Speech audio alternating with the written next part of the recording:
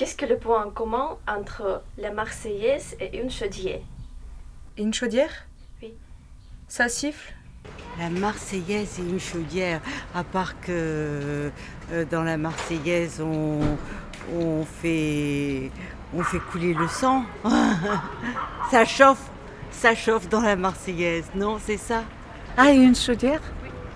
Non, je vois pas vraiment. C'est d'Autriche. Est-ce que vous savez la famille de Dietrich? C'est un peu... Non, je connais pas vraiment la famille de Dietrich. C'est une famille alsacienne. D'accord. Et de Dietrich, c'est celui qui a composé la Marseillaise? Dietrich?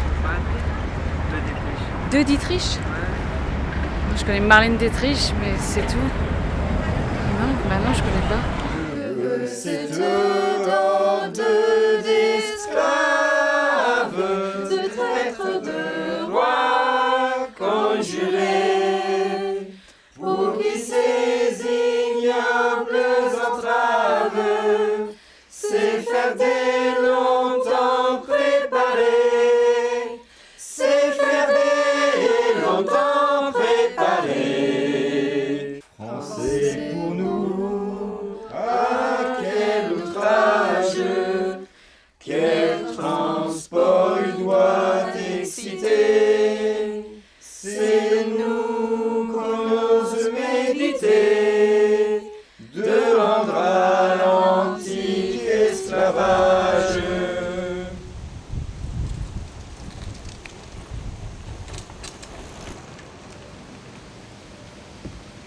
Je m'appelle Henri Mellon et je suis directeur de l'association de Dietrich, qui a pour mission de gérer le patrimoine, toutes les archives.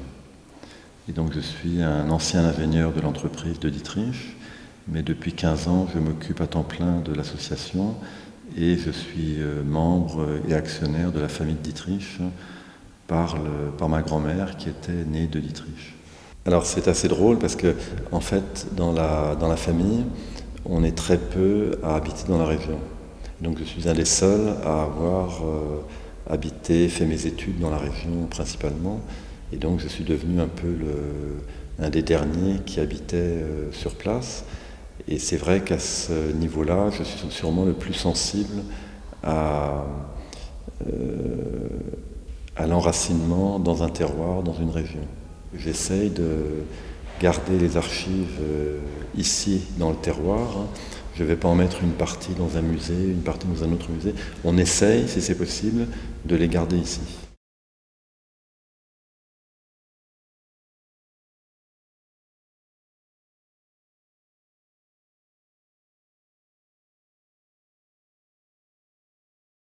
Jean II Dietrich s'est lancé dans l'acquisition donc de forges. Il s'est lancé dans l'industrie. Et il a acheté la forge de Jägertal en 1684. Ensuite, le petit-fils de Jean II, Jean III, a succédé au niveau de maître de forge. C'était leur activité, c'est devenu une de leurs activités principales, tout en restant plus dans les finances également. Et a amélioré, a agrandi le domaine industriel, puisqu'il a racheté toutes les forges aux alentours, celle de Niederbronn, celle de Zinswiller, et a construit la forge de Reichshofen. Dans les années 1880, tous les hauts fourneaux qui étaient construits dans toutes les usines qui ont été acquises progressivement en particulier par Jean III de Dietrich, qui a été anobli, pour ça qu'on est passé à la famille de Dietrich, qui était nommé baron par Louis XV, et qui a acquis toutes les forges des alentours. Et donc ça a fonctionné encore d'une manière importante jusque dans les années 1880, et à partir de là, l'approvisionnement en fonte pour la fabrication de tout ce qui est matériel ferroviaire, la grosse mécanique, etc., se faisait à partir des bassins sidérurgiques voisins.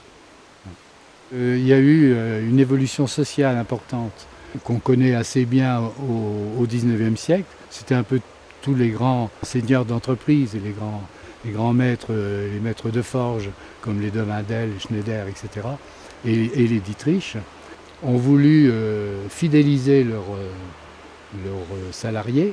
Donc on les logeait, on leur donnait un lopin de terre, de manière à pouvoir avoir une petite culture à côté, un petit élevage, quelques vaches, de manière à ce qu'ils s'incrustent dans la région et qu'ils soient fidèles à l'entreprise. Et c'est quelque chose qui est resté encore jusqu'il y a 40 ou 50 ans, où comme on dit, on naissait dans l'entreprise, on y vivait, on y mourait.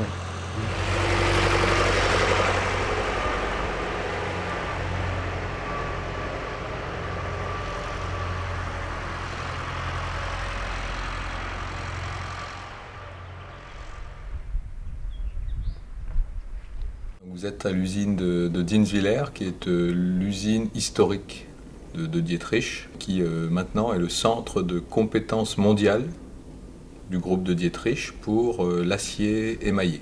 Au début des années 2000, nous avons eu une OPA amicale qui a permis à la famille de Dietrich de reprendre le contrôle complet de l'entreprise après la revente des deux activités ferroviaires et thermiques. La société n'est plus cotée en bourse, donc elle est essentiellement détenue par la famille de Dietrich. Alors les archives de l'entreprise, ça fait partie, comme dans les familles, de ce qu'on retrouve quand on va visiter les oncles et tantes, donc ça fait partie du patrimoine et c'est très important. C'est également très apprécié par nombre de clients qui viennent nous visiter. Pour autant, l'usine de Dinswiller, comme les autres usines du groupe, elles sont plutôt tournées vers le futur et plutôt tournées vers l'innovation, afin de pouvoir, dans 50 ans ou 100 ans, avoir de nouvelles archives, mais qui parleront de ce qu'on fait aujourd'hui.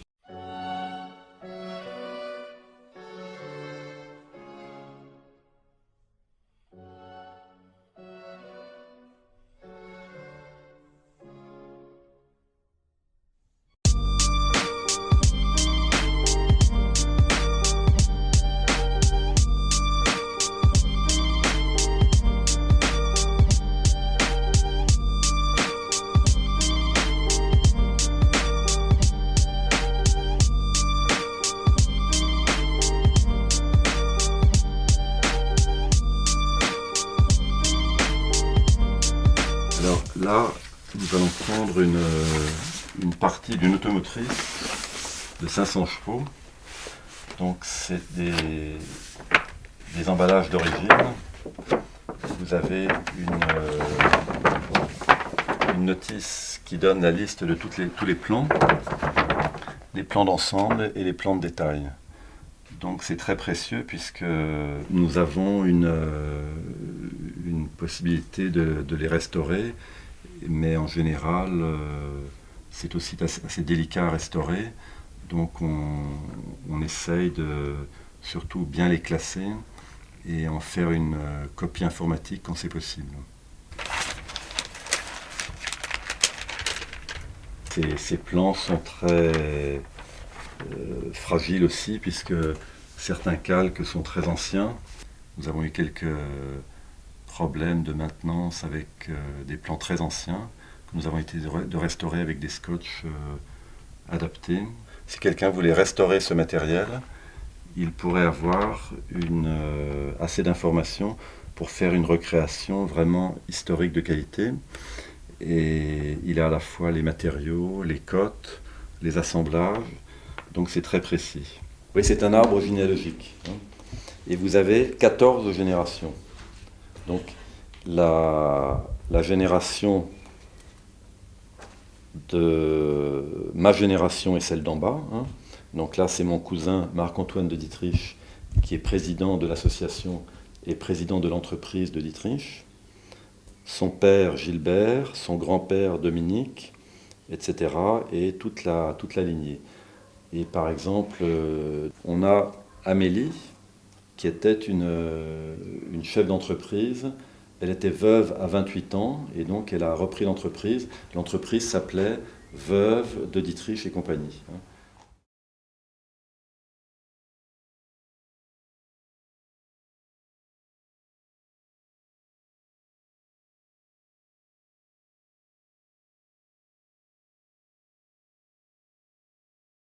Il y a des circonstances dans l'histoire où la vie fait de vous un héros. Ça ne veut pas dire que des gens qui n'ont jamais été héros n'étaient pas courageux.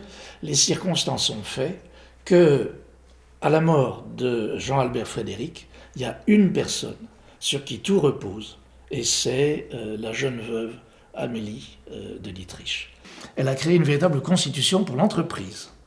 Elle a édicté de nouveaux statuts qui stipulait bien qu'on ne pouvait distribuer des dividendes que lorsque les emprunts étaient remboursés. Elle a contraint ses successeurs à des règles de gestion extrêmement strictes.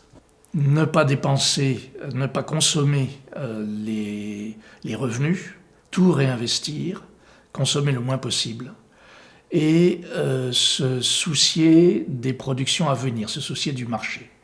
Et pour ça, elle a engagé d'excellents ingénieurs. Elle les a bien payés, mais elle a engagé vraiment les meilleurs ingénieurs de l'époque. Or, l'Alsace, à cette époque-là, s'industrialise, il y a beaucoup d'usines qui se développent, et donc on a trouvé un débouché dans l'équipement des entreprises. Et puis ensuite, ce sont les premiers chemins de fer, et en 1836, elle recrute un jeune et brillant ingénieur qui s'appelait Cadia, et qui avait conçu déjà les premiers chemins de fer en Alsace. Et avec Cadia, elle va se mettre à faire du matériel ferroviaire. Et l'entreprise de Dietrich s'est vraiment orientée à cette époque-là vers le ferroviaire, qui était un domaine en pleine expansion.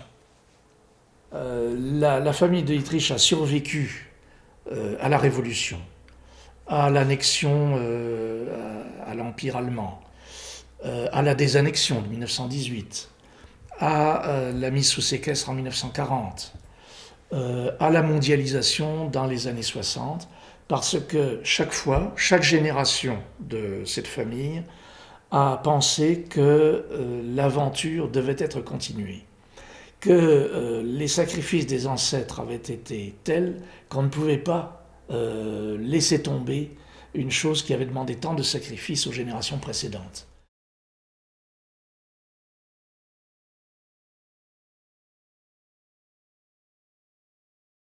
C'est une voiture très très ancienne, 1895 à peu près, 98. Et donc il y avait un moteur 2 cylindres ici. C'était tout à fait le début de l'automobile. Et au début de l'automobile, Dietrich était présent. On a été obligé d'arrêter après parce que ça nous coûtait trop cher, mais on était présent au début. Et alors là, c'est la voiture mythique de Dietrich. C'est la voiture de course réalisée par Ettore Bugatti à Reichshoffen. Donc cette voiture est un bolide fait par Ettore Bugatti. Vous connaissez Ettore Bugatti de nom? Donc Bugatti est assez connu parce c'est une marque qui a gagné énormément de courses. Et Ettore Bugatti est venu, alors qu'il avait 20 ans, travailler ici pendant 2 ans. Il a été complètement oublié pendant son travail ici. Et donc on a essayé de faire quelques travaux. Vous me demandiez quels étaient les archives qui m'intéressaient. Et j'avoue que quand j'ai démarré, je me suis intéressé au plan Bugatti pour essayer de faire connaître cette période complètement oubliée. Et Ettore Bugatti a fait 3 voitures chez nous, dont celle-là. Et notre petit projet style Hermione a consisté à recréer cette voiture et à la faire rouler. Et donc si vous êtes là dimanche, elle roulera au château. Vous êtes là dimanche ?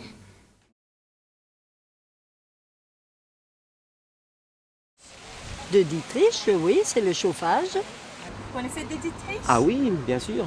Ça n'existe d'ailleurs presque plus. Industriel, plus précisément ici, c'est de Dietrich. Il y avait des grandes usines, donc à Niederbronn, Reichshofen. De Dietrich, ils sont toujours d'actualité, tout ce qui est chauffage, bien sûr. Ouais, c'est une usine qui est là depuis très longtemps, qui fait partie de l'histoire de la région. La grande usine a fait travailler plein de monde depuis pas mal de générations, je pense, et puis que ça continue. Mon père, il travaille à de Dietrich, mon beau-frère, il travaille à de Dietrich. C'est vrai que c'est quelque chose de très familial. Ils se sont développés dans tout ce qui est chaudière, mais non seulement dans les chaudières aussi, dans les cuves à pression, dans plein de choses. Ils participent aux activités pour les enfants, pour les centres de loisirs. Ils offrent des cadeaux à Noël aussi. Et ils organisent aussi une coupe de football ici, la Coupe de Dietrich. Donc les équipes locales, elles participent. Et une voiture aussi, il a fait une voiture avec un Bugatti, donc en liaison avec Bugatti et tout ça, qui est toujours exposé.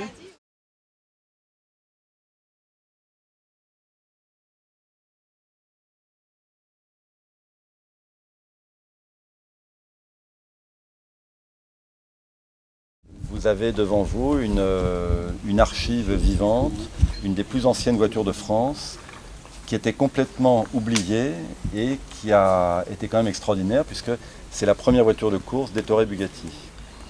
Et cette voiture roulait à 120 km/h. Elle a, avec des roues en bois et sans frein pratiquement, c'était extrêmement dangereux et nous ne dépasserons pas peut-être le 12 km/h cet après-midi. Je crois que nous n'avons jamais passé la deuxième vitesse.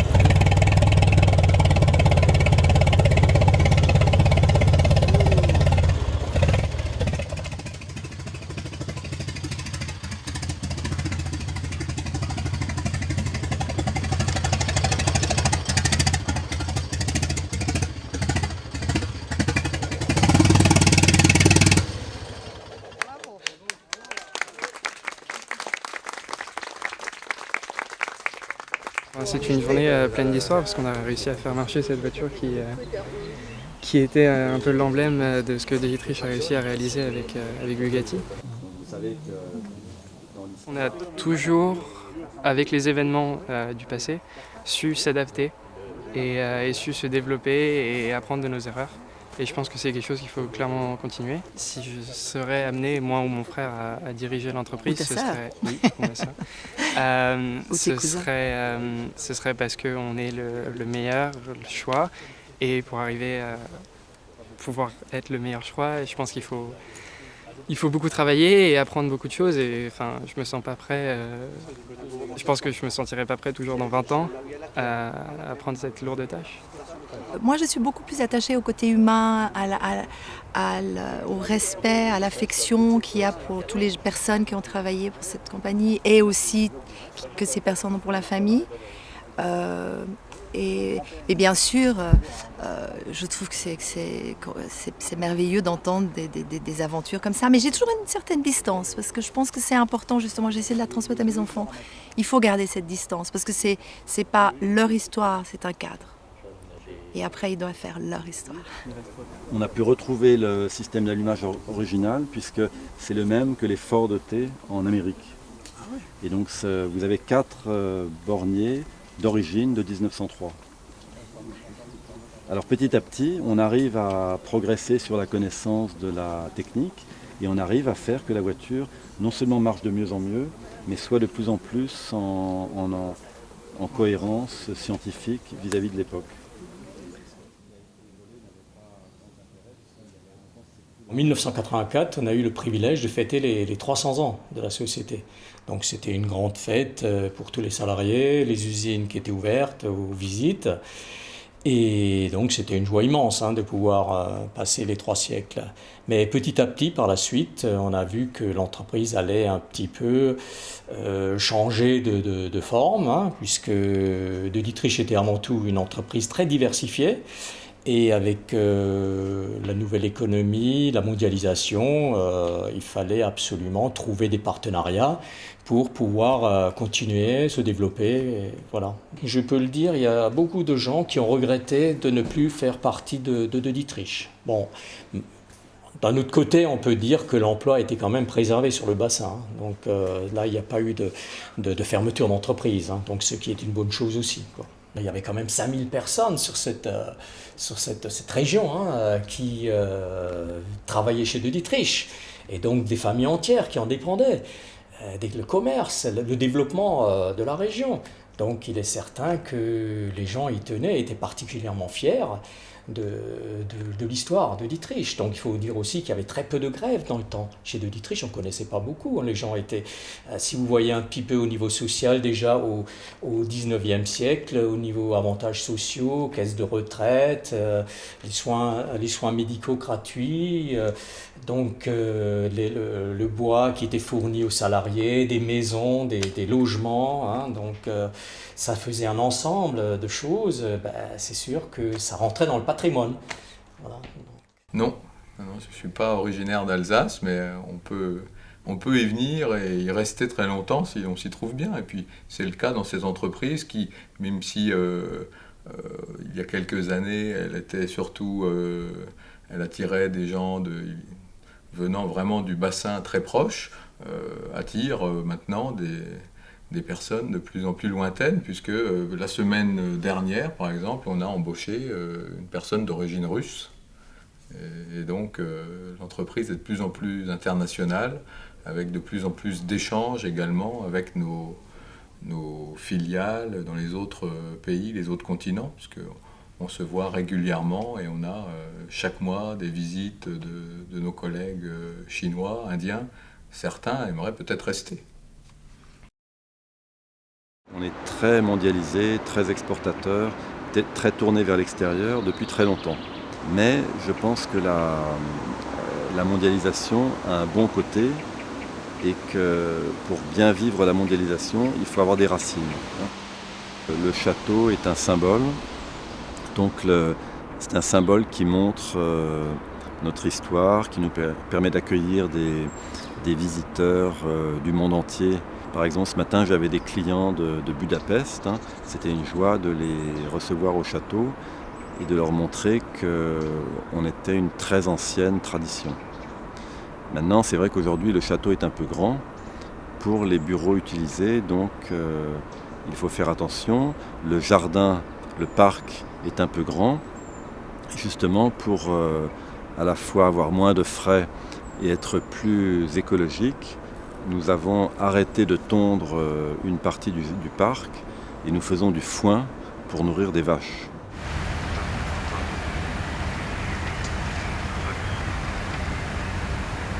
Lorsqu'il y avait eu des problèmes très difficiles pour la famille, pour l'entreprise, on avait vendu le château. C'était une des premières choses qu'on avait vendues. De toute façon, on n'avait même pas à le vendre puisqu'il avait été séquestré comme bien national au moment de la Révolution. Mais aujourd'hui, on peut très bien imaginer que si le château avait une grosse valeur, il aurait déjà été vendu. Mais on serait très embêté si il fallait déménager les archives.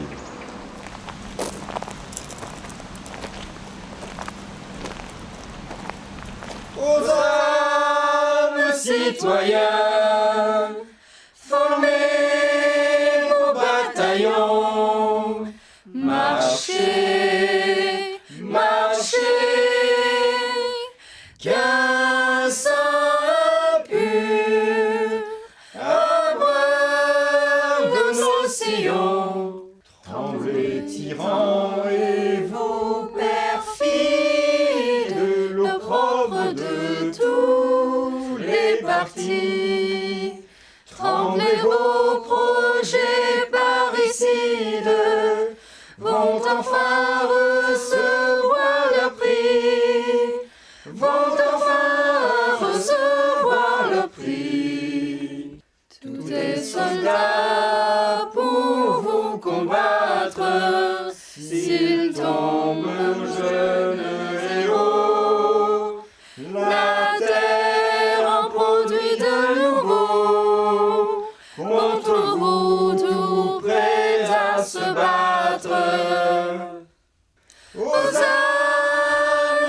citoyens, formez vos bataillons, marchez, marchez, qu'un sang impur abreuve nos sillons.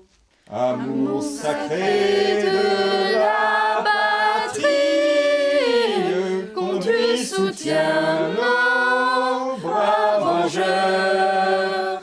Liberté, liberté chérie, combat avec tes défenseurs, combat avec tes défenseurs.